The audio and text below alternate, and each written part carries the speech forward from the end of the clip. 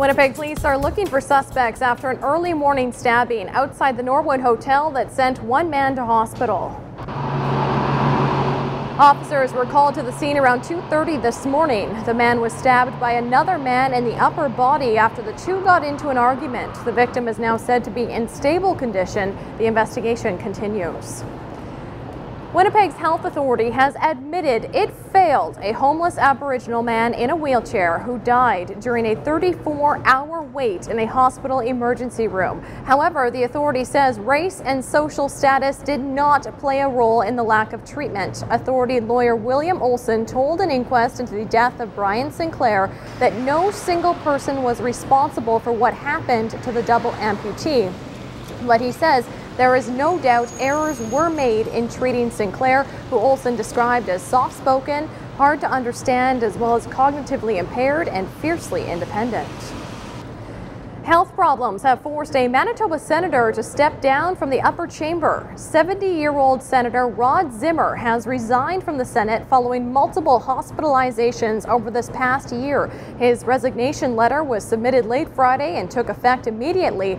A Liberal senator since 2005, Zimmer received unwelcome attention last year when his 23-year-old wife, Megan Sensenberger, pleaded guilty to causing a disturbance aboard an Air Canada flight to Saskatoon. A number of Lac-Mégantic, Quebec residents heard discouraging news on the one-month anniversary of the fiery train derailment and explosion.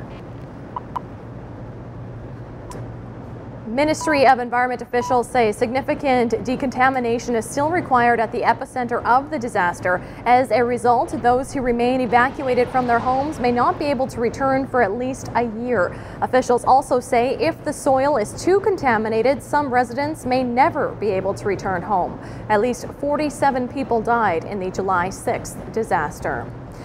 Health Canada has issued a recall warning on products used by diabetics to test blood. It says some batches of Nova Max blood glucose test strips were contaminated during the manufacturing process and may give the wrong blood sugar reading. That could lead diabetics to give themselves the wrong dose of insulin.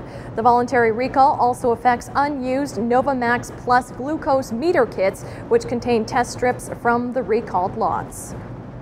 A massive fire has forced the closure of Kenya's main international airport this morning in Nairobi. Thick smoke could be seen billowing from the arrivals hall at the airport today.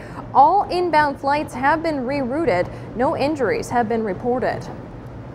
Former U.S. President George W. Bush is expected to leave a Dallas hospital today, a day after a successful heart procedure.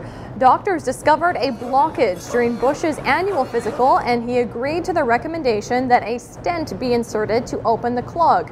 The 67-year-old is said to be in high spirits and is expected to resume his normal schedule tomorrow.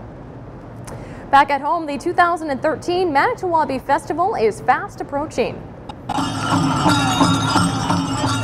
To help get people excited, this powwow was held over the noon hour yesterday in Memorial Park. Performers ranged in age from young adults to kids.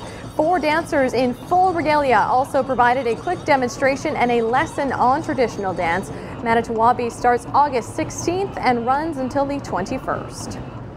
And we'll have more news coming up at 8 o'clock. Right now we'll check in with Jeremy.